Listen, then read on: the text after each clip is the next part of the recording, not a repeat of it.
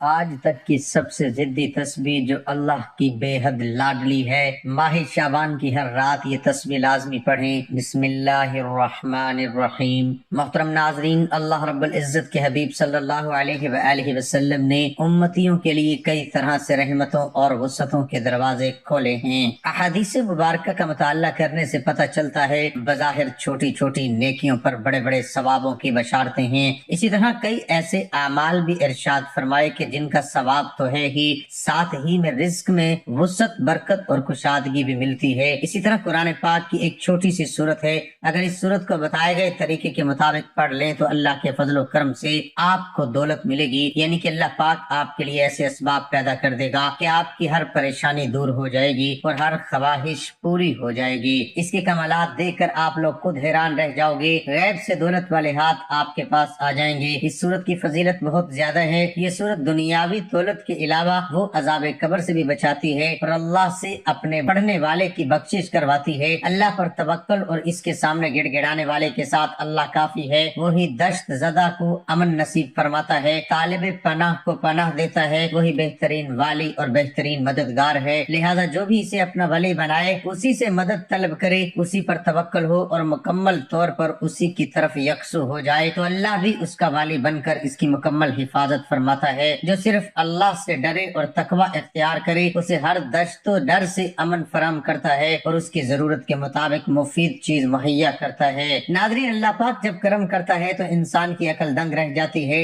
اور معجزہ کرنے والی ذات صرف اللہ کی ہے، بس ہمیں ہر نعمت پر شکر ادا کرنا چاہیے۔ ایسا بھی دیکھا گیا کہ یہ جو مجرب وظیفہ آپ کو بتلانے لگا ہوں، جس کسی کو یہ وظیفہ بتایا گیا تو فوری طور پر ان کی غیب سے مدد ہوئی۔ یہ مجرب وظیفہ رزق اور دولت کے لیے جو آج آپ کو ویڈیو پر بتایا جائے گا، یقین مانے اس وظیفے کو پڑھنے والا کبھی ایسا نہیں ہوا کہ اس کی زندگی میں فوری طور پر پیسہ نہ آیا ہو، فوری طور پر اس کو رزق نہ ملا ہو۔ ناظرین، اللہ پاک کی ذات پر یقین کرتے ہوئے آپ نے یہ وظیفہ پڑھ لینا ہے۔ جب آپ کے سامنے یہ ویڈیو آ جائے تو یہ وظیفہ آپ لوگ لازمی کیجیے گا۔ اپنے مشکل دنوں میں، اپنے پریشانی کے دنوں میں اس وظیفے کو لازمی پڑھیے گا۔ بڑی سے بڑی مرادیں ہوں، بیماریاں ہوں، تکلیف ہوں، دکھ ہوں، پریشانی ہو، بے اولادی ہو، رزق بند ہو چکا ہو، کاروبار بالکل نہ ہو، تو یہ وظیفہ آپ لوگ ایک مرتبہ کر کے ضرور دیکھیے گا۔ ہر پریشانی سے آپ کو انشاءاللہ فوراً چھٹکارا مل جائے گا۔ اگر قرض دار پریشان کر رہے ہیں تو اس کے لیے بھی یہ وظیفہ آپ لوگ ماہ شعبان کی ہر رات کو کر لیجیے گا۔ بے حد آسان سا وظیفہ ہے۔ اپنی حاجتوں کو، اپنی پریشانیوں کو، جو آپ کے مسئلے ہیں ان کی نیت کیجیے گا۔ دل میں یہ نیت رکھیے گا کہ میں فلاں مقصد کے لیے، فلاں حاجت کے لیے یہ وظیفہ پڑھ رہا ہوں، میری یہ حاجت پوری ہو جائے۔ پھر آپ لوگ یہ وظیفہ کر لیجیے گا۔ اس وظیفے کو آپ لوگ عشاء کی نماز کے بعد کر سکتے ہیں۔ جب آپ کے سامنے یہ ویڈیو آ جائے، آپ ویڈیو مکمل دیکھ لیں، وظیفے کو سمجھ لیں کہ کس طریقے سے کرنا ہے، تو اسی رات کو پڑھنا شروع کر دیں۔ سستی نہ کریں، سستی کریں گے تو آپ لوگوں کا ہی نقصان ہے۔ اپنے مالی حالات کو بدلنے کے لیے، اپنی مشکلات کو ختم کرنے کے لیے اگر 5 منٹ نکال سکتے ہیں تو یہ ویڈیو مکمل دیکھ سکتے ہیں۔ تو ناظرین، آپ لوگ لازمی یہ وظیفہ کیجیے گا۔ قرآن مجید اللہ کا کلام اور رب کی آخری آسمانی کتاب ہے۔ پورا قرآن خیر و بھلائی اور رحمت و برکت اور شفا کا سرچشمہ ہے۔ اس پر ایمان لانا، تلاوت کرنا، آیات میں تدبر کرنا، عمل کرنا، شفا کے لیے قرآنی آیات پڑھ کر دم کرنا اور پوری زندگی اس کے مطابق گزارنا، یہ قرآن کا حق ہے۔ البتہ رسول اکرم صلی اللہ علیہ وآلہ وسلم نے کچھ صورتوں اور آیتوں کی خصوصی فضیلت بیان فرمائی ہے۔ انہی میں سے ایک سورت ملک بھی ہے۔ سورت ملک کی 30 فضیلتیں صحیح احادیث میں موجود ہیں۔ پہلی فضیلت، پیارے نبی صلی اللہ علیہ وآلہ وسلم اس سورت مبارکہ کی تلاوت کیے بغیر نہیں سوتے تھے۔ جابر رضی اللہ عنہ سے روایت ہے کہ نبی اکرم صلی اللہ علیہ وآلہ وسلم جب تک الف لام میم تنزیل اور تبارک الذی بیدہ الملک پڑھ نہ لیتے سوتے نہ تھے۔ دوسری فضیلت، یہ سورت مبارکہ اپنے ساتھی کے لیے شفاعت کرے گی یہاں تک کہ اس کو معاف کر دیا جائے گا۔ نبی رحمت صلی اللہ علیہ وآلہ وسلم نے ارشاد فرمایا، قرآن میں ایک سورت ہے جس میں 30 آیتیں ہیں، وہ اپنے پڑھنے والے کے لیے اللہ تعالیٰ سے سفارش کرے گی حتیٰ کہ اس کی مغفرت کر دی جائے گی، اور وہ سورت تبارک الذی بیدہ الملک ہے۔ تیسری فضیلت، سورت ملک قبر کے عذاب سے بچانے والی ہے۔ اس سورت کا ساتھی قبر کے عذاب سے انشاءاللہ محفوظ رہے گا۔ رسول اللہ صلی اللہ علیہ وآلہ وسلم نے ارشاد فرمایا، سورت تبارکہ قبر کے عذاب کو روکنے والی ہے۔ سورت ملک کی فضیلت کا تقاضا ہے کہ ہم ویسے ہی پڑھنے کا اہتمام کریں جیسا کہ پیارے رسول صلی اللہ علیہ وآلہ وسلم کا معمول تھا۔ اس سورت کی اہمیت کا راز کیا ہے؟ सोने से पहले इसे पढ़ने का राज क्या है, ये काबिल गौर पहलू है।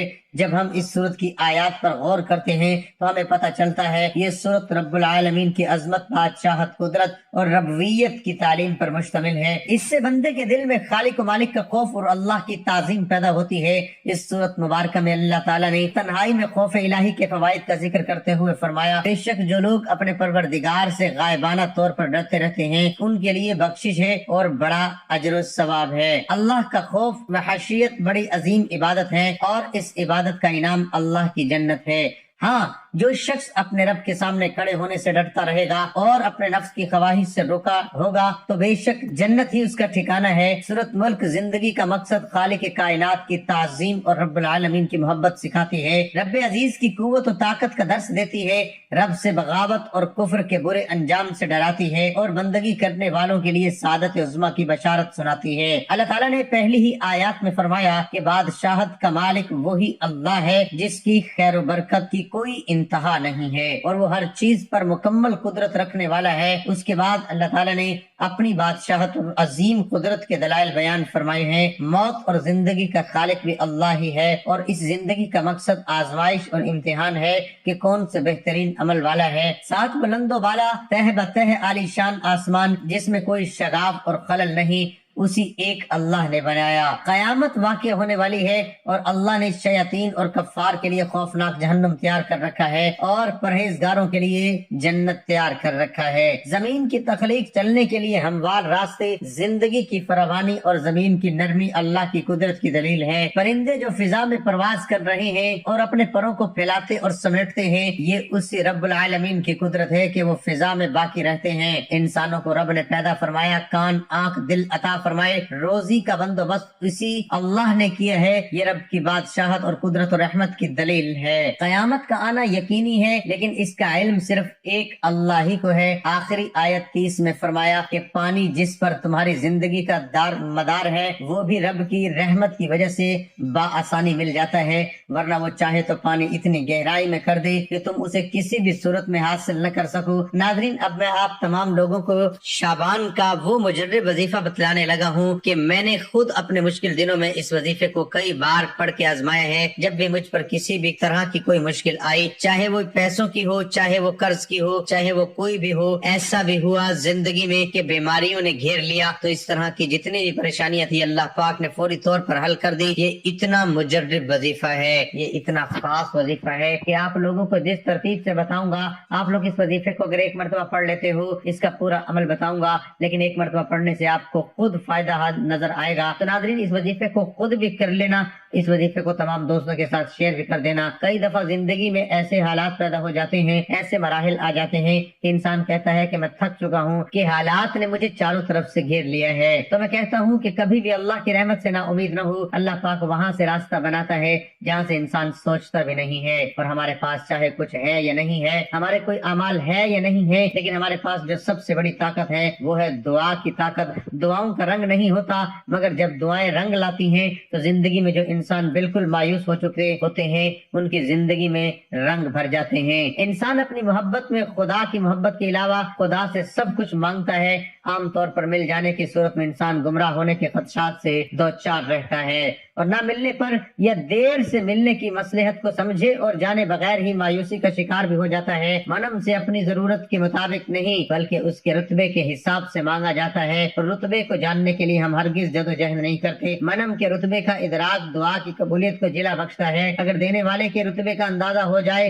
तो मांगने वाले के लिए फैसला करने में आसानी हो जाती है कि मांगना क्या है। वहदहु ला शरीक जात ने उसका भी एक फार्मूला रखा है। जो ही आप तवक्कल की सीढ़ी पे पहला पांव रखते हैं और रज़ाउ तस्लीम की मंजिल की जानिब अपने सफर का आगाज करते हैं तो आपका दूसरा पांव इब्तला और आजमाइश की सीढ़ी पर होता है। जब अल्लाह ने कोई बड़ा इनाम देना होता है तो वो हमें सब्र की कसौटी पर परखता है, आजमाता और कामयाब होने पर इनाम इकराम से नवाजता है। परखना उसका वस्फ है, اور کامیابی اس کی عطا، پھر وہ ہمیں مانگنے کے آداب سے بھی مترادف کراتا ہے اور اپنے فضل کی بارش سے ہمارے روح میں جل تھل بھی کرتا ہے۔ آپ توکل کے سفر میں کسی بھی مقام پر اپنے اعتقاد کو ڈگمگانے نہ دیں۔ ہماری آزمائش اور ہمارے سفر میں صبر سے اٹھائے جانے والی مشکلات کا اجر ہمیں کسی اور صورت میں سفر کے دوران کسی اور مقام پر عطا کر دیا جاتا ہے۔ راستہ اور سفر اگر جانب منزل ہو تو دوران سفر ہی منزل کی بشارت اور نوید مل جاتی ہے۔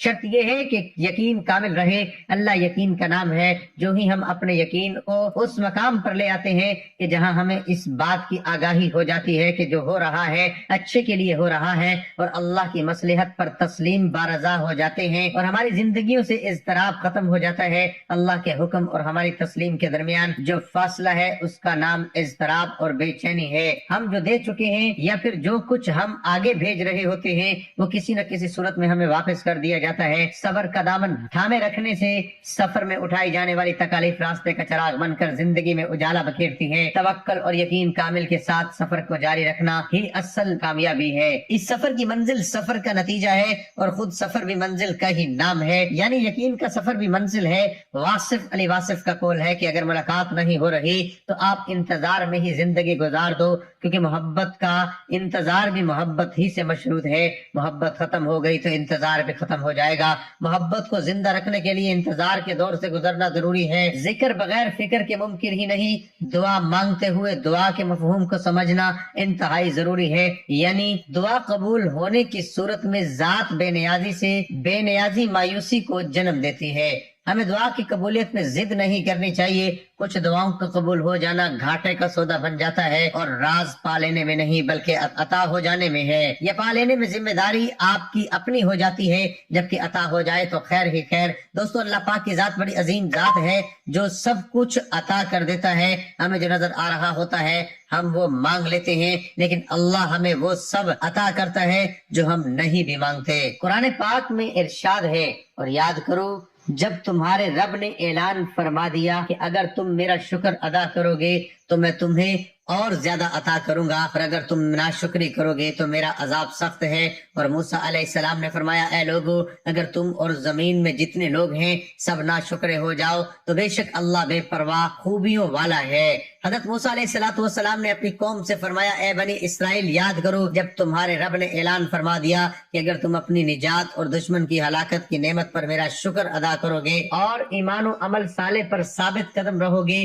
تو میں تمہیں اور زیادہ نعمتیں عطا کروں گا، اور اگر تم کفر و معصیت کے ذریعے میری نعمت کی ناشکری کرو گے تو میں تمہیں سخت عذاب دوں گا۔ معلوم ہوا کہ جو لوگ شکر ادا کرتے ہیں پھر ان کو نہ ختم ہونے والی دولت ملتی ہے، ایسی خوشی جو کبھی ختم نہیں ہوتی، یعنی کہ ان کی آنے والی نسلوں سے بھی وہ دولت ختم نہیں ہوتی۔ اللہ پاک ان کو وہ دولت عطا کرتا ہے اور عزت عطا کرتا ہے جس کا کوئی حساب نہیں ہے۔ قرآن مجید میں ارشاد ہے کہ پھر جب آپ پختہ ارادہ کر لیں تو اللہ پر بھروسہ کیا کریں، بے شک اللہ توکل والوں سے محبت کرتا ہے اور ایسی جگہ سے رزق عطا فرماتا ہے جہاں سے اس کا گمان بھی نہیں ہوتا، اور جو شخص اللہ پر توکل کرتا ہے تو وہ اللہ اسے کافی ہے۔ ناظرین، آپ کو جو مجرب وظیفہ آج بتلانے لگا ہوں، میری تمام بہنیں جو ویڈیو دیکھتی ہیں وہ بھی یہ وظیفہ پڑھ لیں، اور میرے بھائی جو ہیں وہ بھی وظیفہ پڑھ لیں، بزرگ بھی وظیفہ پڑھ لیں، تمام لوگ، میری مائیں بہنیں بزرگ بھائی دوست احباب، یہ سب یہ وظیفہ رزق اور دولت کی جن لوگوں کی واقعی میں پریشانی ہو، جو اپنی زندگی میں پیسوں کی وجہ سے دولت کی وجہ سے شدید پریشان رہتے ہوں، تو ہاتھ پہ ہاتھ رکھ کر بالکل نہ بیٹھیں۔ یہ وظیفہ، یہ عمل جو بتانے لگا ہوں اس کو کسی بھی وقت پڑھ لیں، نہ وقت کی کوئی پابندی نہیں ہے